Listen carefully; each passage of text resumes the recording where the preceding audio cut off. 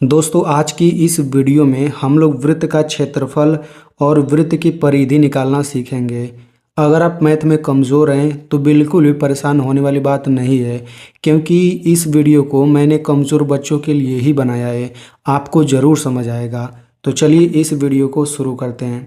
ठीक है, तो देखिए सवाल क्या पूछा गया है। किसी वृत्त की त्रिज्या 14 सेंटीमीटर है, तो उस वृत्त का क्षेत्रफल हमें ज्ञात करना है और हमें परिधि ज्ञात करना है। तो हम लोग इस वीडियो में यही सीखने वाले हैं। और मैं आपको यहाँ पे बता दूँ कि आपसे परिमाप भी पूछा जा सकता है। तो परिधि और परिमाप दोनों एक ही चीज़ है। ठीक है, इतना आपको पता होना चाहिए। तो सबसे पहले हम यहाँ पे ये देख लेते हैं कि भाई वृत्त क्या होता है, त्रिज्या क्या होता है। फिर हम क्षेत्रफल और परिधि का सूत्र देखेंगे। ठीक है, तो देखिए यहाँ पर मैंने एक ऐसे गोला बना दिया है, तो हम लोग इसी को वृत्त कहते हैं। ठीक है, अब इस वृत्त के एकदम बीच में एक बिंदु है।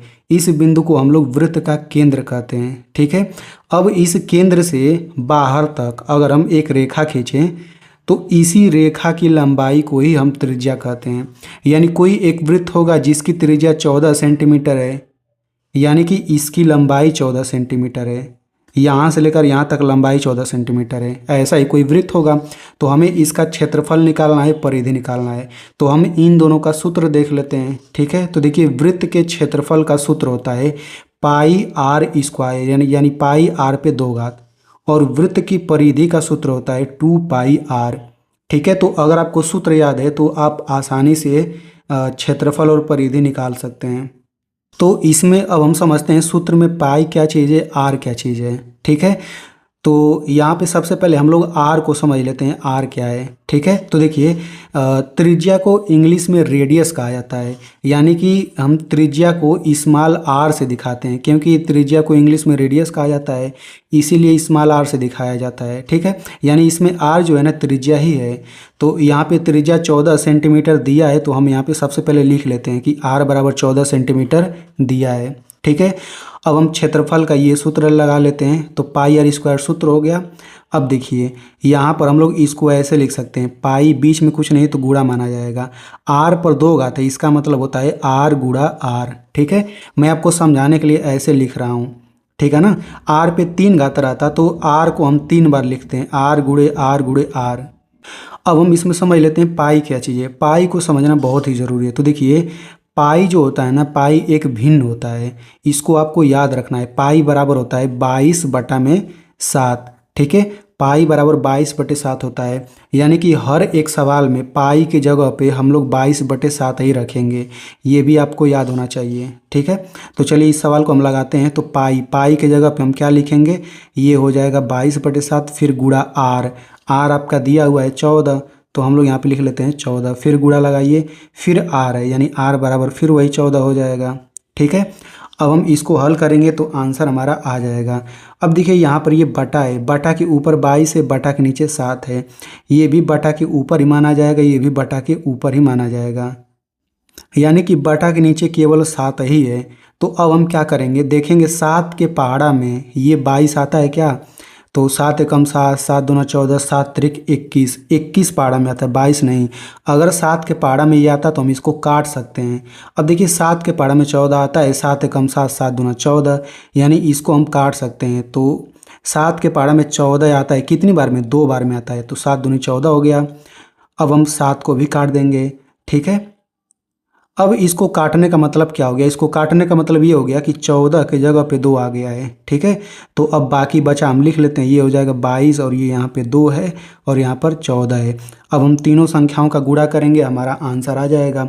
तो हम बारी बारी से न गुणा करेंगे, सबसे पहले हम इन दोनों का गुणा कर लेते हैं। तो 22 2 का गुणा करिए तो 2 दूना 4, फिर 2 दूना 4, 44 हो गया, फिर गुणा ये 14। ठीक है, अब हम इन दोनों का अगर हम गुणा करेंगे तो ये आपका आ जाएगा 616। अब देखिए बहुत बच्चे इसी को आंसर बोल देते हैं, जो कि गलत तरीका है। भाई इसका मात्रक भी तो होता है। ठीक है, तो अब हम क्या लिखेंगे, चूंकि यहाँ पे देखिए सीएम दिया हुआ है प्रश्न में, तो हम यहाँ पे सीएम लिखेंगे, लेकिन यहाँ पे 2 घात लगा देंगे, सीएम स्क्वायर। इसको ऐसे याद रख सकते हैं कि यहाँ आर पर 2 लिखा है तो यहाँ ऊपर भी 2 आ जाएगा। अब ये आंसर हुआ 616 सेंटीमीटर स्क्वायर, इसका क्षेत्रफल हो गया। ठीक है, चलिए अब हम वृत्त की परिधि निकालते हैं। तो वृत्त की परिधि का सूत्र होता है 2 पाई आर। अब परिमाप का भी सूत्र यही होता है, वृत्त के परिमाप का भी सूत्र यही होता है। तो अगर आपसे परिमाप भी पूछेगा तब भी यही सूत्र लगाएंगे। ठीक है, इसको जरा हम ऐसे लिख लेते हैं, 2 गुणा पाई गुणा आर, इसी में सबका मान रखिए, फिर आपका आंसर हो जाएगा। इसको लगाने के बाद मैं आपसे एक सवाल पूछूंगा तो आप उसको ज़रूर हल करेंगे।